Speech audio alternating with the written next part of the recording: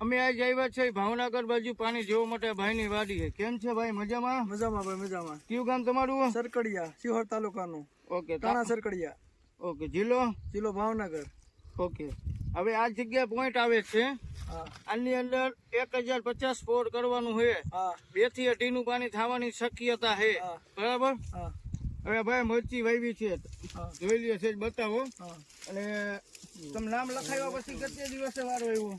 7-8 દિવસ છે, 15 દિવસ છે. 15 દીમાં આવી ગયા ચોખ્ખો? હા આવી ગયા. ઓકે. તમારું નામ શું? ઉદાભાઈ નાનજીભાઈ ગોહિલ. ઓકે.